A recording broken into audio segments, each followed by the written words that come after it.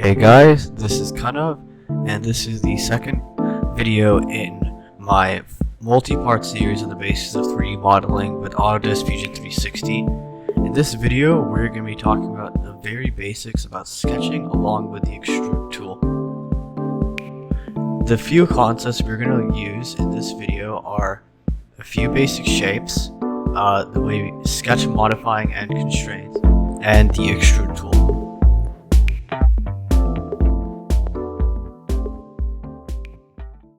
As you can see, there is a new tab once you create a sketch, which is going to be named Sketch respectively.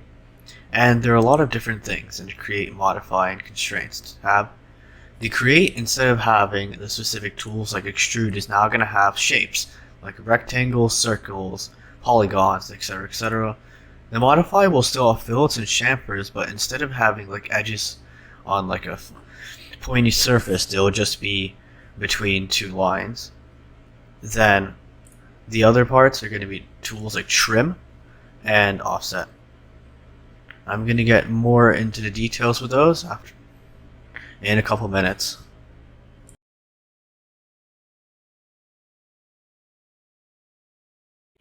So in the Create tab, we have multiple different things such as line, rectangle, and circle. The main ones we're going to be doing in this video are going to be line, rectangle, and circle, along with a polygon. So a line is simply just a line. So once you select this, you're basically going to have a plus sign that's going to indicate where you're going to put your first point of the line. So if you click, let's just say the origin, that'll be your first point. And then the second point is going to still have the plus sign, but as you can see, a line's going to be forming between the 2 points. And what you're going to do is you can change the length, and you can also change how the angle of it, and also just where the location is. If you want to have a specific length, for instance, or 100 millimeters, you can just click delete and then change it like that, and then you can just put your second point, and it looks right there. Now, as you can see, the line that I created now is black. And what a black line indicates is that an object or a specific part of a sketch is constrained. Now, what constraining a sketch means is that it is stuck to a position and the shape is stuck to one specific size. Now, if it is not constrained, for instance, if I just draw a random line, it will show it as blue. Now, what I would suggest is I would suggest all of you guys to just keep everything constrained, because if any single movement would cause a shape to could get really messed up, and that would not be good for other things in the future. Now, other than lines, the other two things I'm going to talk about are rectangles and circles. As you can see, there are two different drop downs which will have two different types of how you will create a rectangle and a circle. Now, a rectangle, the most used and the simplest is a 2-point. The 2-point rectangle, what it will do is you'll do the same thing as a line with 2 points, except once you click the first one as you did with a line. But instead of having this a direct line that is between the 2 points, what you will have is you will just have the 2 sides or the 4 sides of the rectangle forming to go to that point.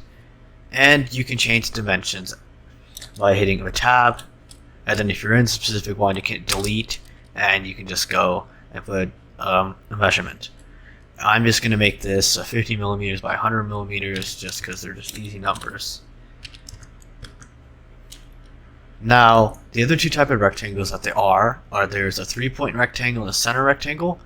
What the 3-point rectangle does is, instead of having it at a specific orientation, for instance in this place, the angles are just specifically going to be 90 and 180, you could have this rectangle diagonal. For instance, my first point was there, my second point I can put here, and a third point it can go right here.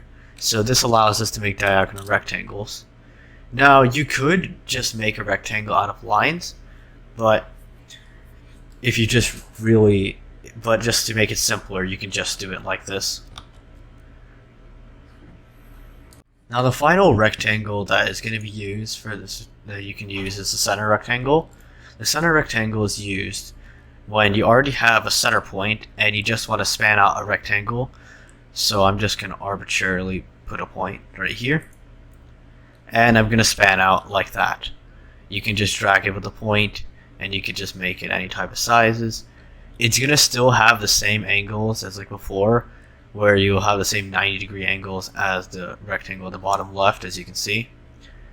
And I'm just going to make the angles 80 and 80. And as you can see, a rectangle is formed. Whenever there's a body that's enclosed by a sketch, what it would show is it will show a blue area, as you can see by these two rectangles. Now these blue areas can be used to do a lot of other things, like extrude, I'm going to talk about in this video, and then like revolute, sweep, and loft. So if you want like an area that can actually be made into a 3D object, then then you make sure it's enclosed and shown blue. So now I'm going to be talking about circles. Now there are multiple types of circles you can use. Now, but the ones I'm going to talk about are center and the 2-point. Now the center one, the center circle, is where you have 1 point. As you can see here, that's going to be the center point of the circle. And you can click it anywhere in the 2D surface like you did with rectangles and lines. I'll just click it here, and then I can span it out with a second one. The value you see in the text box is the diameter of the circle, and as you can see with the little pop-ups to specify diameter of the circle. And what you can do is you can change it right here by just deleting, press delete, and you can change it to a value. I'm going to make it 100 just to make it a little easier. And then I'll delete 100. And that's how you do it. Now the other type of circle that you will use is a 2-point circle. A 2-point circle right here is there's 1 point that's going to be at the edge. You can just define it anywhere here. I'll define it here. And okay, that was weird, but you get the point. And the second point will just be the outer point. That will just show that will just basically measure the diameter of the circle by that way. So if you want to make this again 100, you can just do it like that. Now the final kind of shape I'm going to be talking about in this video that you can make are polygons. And polygons are really just a specific shape that has a specific number of sides. Now the two types are circumscribed and inscribed. Circumscribed means that the shape is surrounded outside of a circle, and inscribed, as you can see, is just the circle surrounded by, or the circle surrounds the shape. Now what you would do is the first thing you can see right here is this is a circumscribed. So you can click the 1 point, which is the center point of the polygon, and the 2 tabs are going to be the sides and the actual length of the kind of radius of the circle, a circumscribed circle. So let's just say you can change this to 4, you can change this to, let's just say 10, or sorry, you can change the sides to 10, and the way you can do this is through just modifying this tab on the right. Make sure that it's a whole number because you can't have a decimal number of sides. And you can also change the radius of the circle like this. For instance, you can change this to 100, and you can change it like that. And now you have a decagon that has 100 millimeter radius, circumscribed circle. Now inscribed has the same 2 parameters, except the circle is what is surrounding the polygon. So you do the same 2 things. Now the object is actually going to be smaller in this case than the circumscribed. And the benefit of this is that you can actually specify points, as you can see here, even though it is smaller. So the radius is still 100, but it's for an inscribed shape. So that's how it is.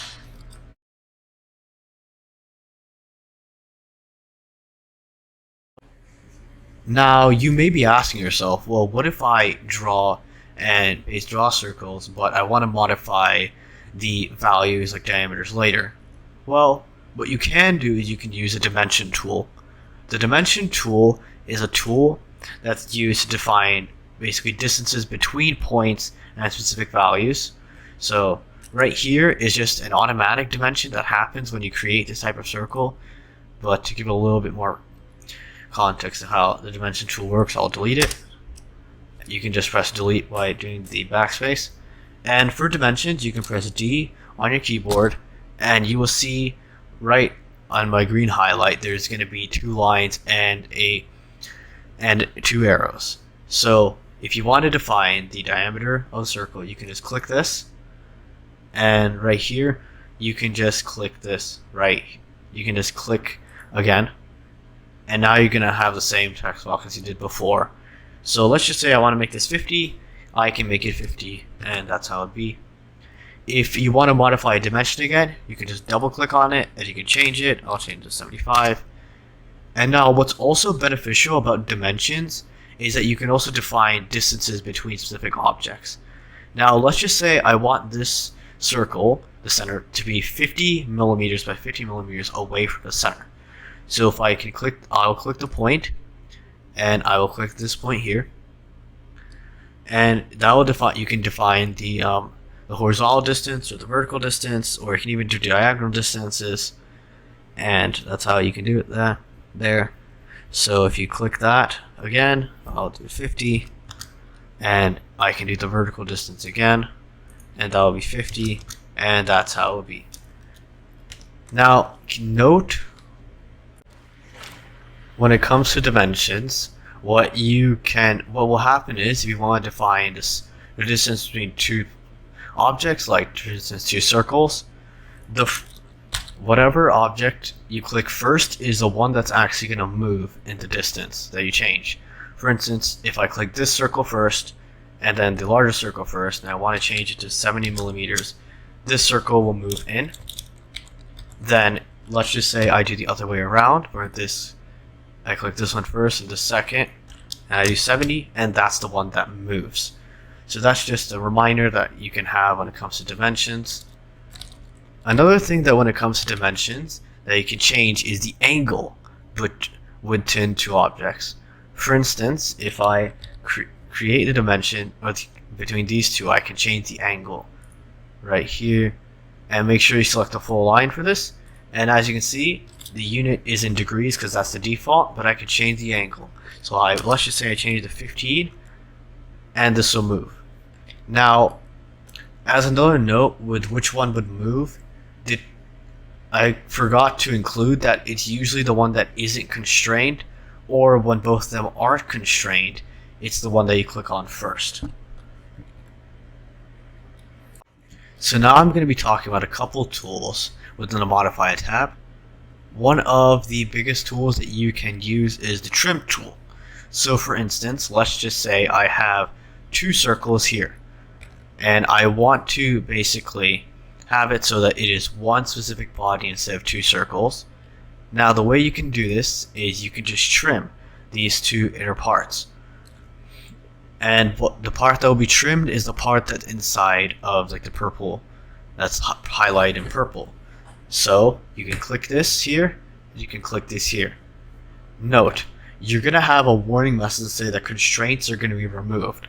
So I would suggest to use trimming cautiously. Now the final tool in the Modify tab we're going to be using is the Fillet tool, which is basically just making an edge, or making a point rounded off. For instance, if I click 2 edges in this rectangle, it will be rounded off, and you will basically have a radius that will be shown. I can just keep it at 10 because it'll make it easier. Now, as you can see, it's rounded off, but some of the constraints are removed. When it comes to fillets, I would highly suggest to actually fillet outside of the sketch. I will demonstrate that in this video later. And the reason why is because, as I said earlier, constraints are going to get removed when it does that. And you can also modify that. like that. Now, one final thing in the sketch tab I'm gonna talk about in this video are specific constraints. Now, the two I'm gonna be talking about all of these in later videos, but the two I'm gonna be talking about in this video are the horizontal and vertical and the coincident constraint. So the horizontal and vertical takes any line and makes it either horizontal or vertical depending on the orientation. For instance, take this line, you'll just make this line either horizontal or vertical. Since this line is more horizontal than vertical, if I click on it, it will become horizontal, and you can see this kind of gray marker right here that will show that the line is constrained. And the symbol represents a type of constraint. In this case, it was the horizontal vertical constraint. Now, let's just say this line is a lot more vertical than horizontal. Well, respectively, this is when you do the same constraint, it's going to become vertical and have the same symbol. So now let's talk about the coincident constraint. What the coincident constraint does is if you select a point in either a line or another point, it will force that point onto that line or the other point, therefore making them in the same position or the same area. For instance, if I have this point and I want to put it on this line, I will just put it on that line. And what you can do is now this line can only move respective to this line right here. It can't move up and down anymore as you can do with, let's just say, these parts. And let's just say you want to put it to a point. I'm just going to undo it. Let's just say I want to put it to the origin point. I click this and I click here, and now this thing can only rotate, but it cannot move. Well, it can also move here, but it can't physically move fully. And just a last reminder, what I will talk about is fixing. Now let's just say you have a rectangle and you make it 80 or 70 by 70 millimeters, and it's shaped like this, but it can move right here. Let's just say the rectangle is in the specific position you like, or a specific object in a specific position you like. Well, what you can do is you can select a point, right click on it, and press fix. And what this will do is it will constrain the object as shown here, and the object will now not move. What fixing does to any object is it just forces an object into a position, like permanently gluing an object to a position. And this could be very helpful if you have two objects in relationships to each other, and it could also save the time from doing live dimensions. Now, one other final thing I want to talk about are going to be specific cool things that you can do with dimensions. So I'm going to be defining a rectangle right here, and I'm going to be talking about a couple cool things you can do with dimensions. Now, as you know, with dimensions you can do specific values, and they can show a lot of decimal points, like here. For instance, I could do 202.5 or something like that. Now, another thing you can do in Fusion that's very helpful is you can also do equations. For instance, if you do 202.5 plus 10, you will now have a dimension of 212.5. And you can also change these values, so you can like 30, and it will make it like that. Now, another thing you can do is you can also do specific operands like subtract. You can also make it multiply, where I'm just going to make it a little bit, make sure that you only have one of the millimeters as for the multiplication, because if you have two, it will just think of it like an area unit and it would just not work at all. So make sure you only have one unit for multiplication and division. So I'll just make it 2 times 30, or I'll make it 10 times 30 millimeters. And you can also do division. You can also make it like 10 divided by 1. And make sure with division, you can make sure there's no units for that right now. So right here, it's 10. And another cool thing that you can actually do is you can do exponents. For instance, 2 to the 5th power, you can just do that. And another cool thing you can do are square roots, if you just type SQR3 and then in parentheses a number like 3 or 100, it will show 10 right here.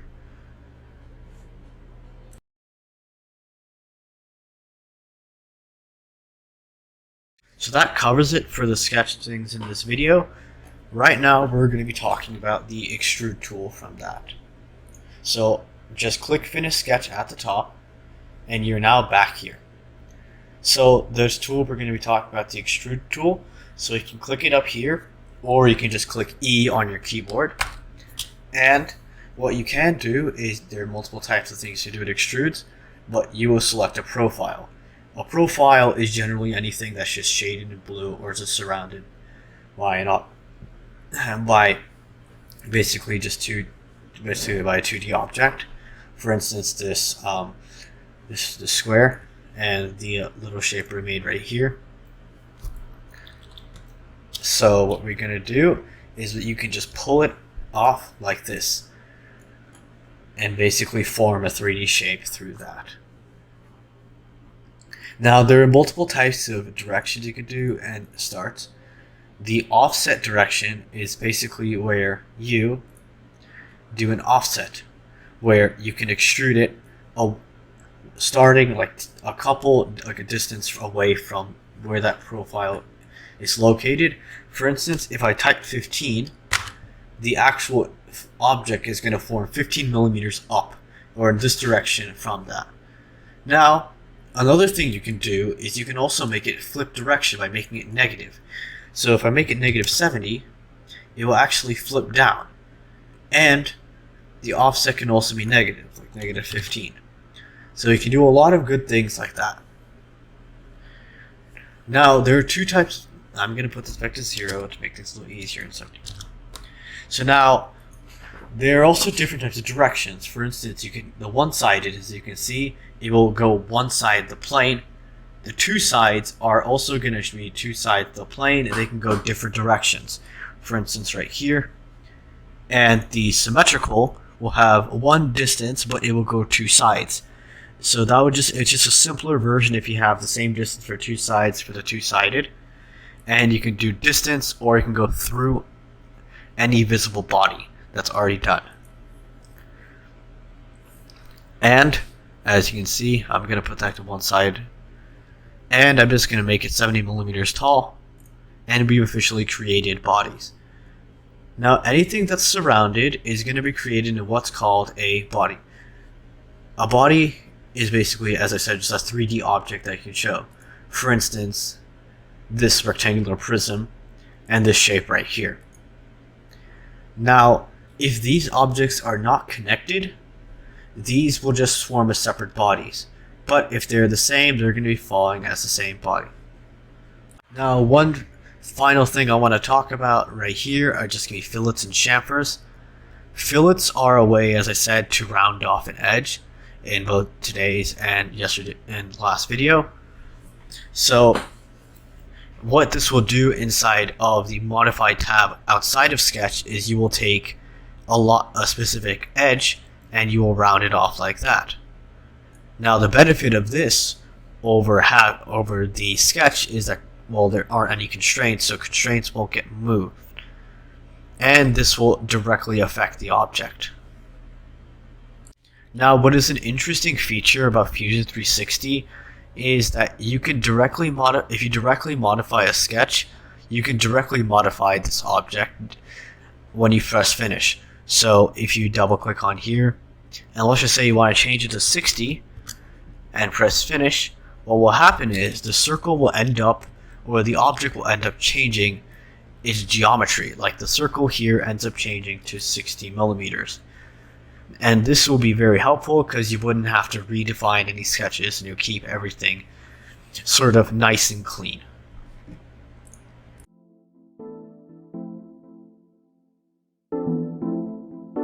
Now that is it for this video.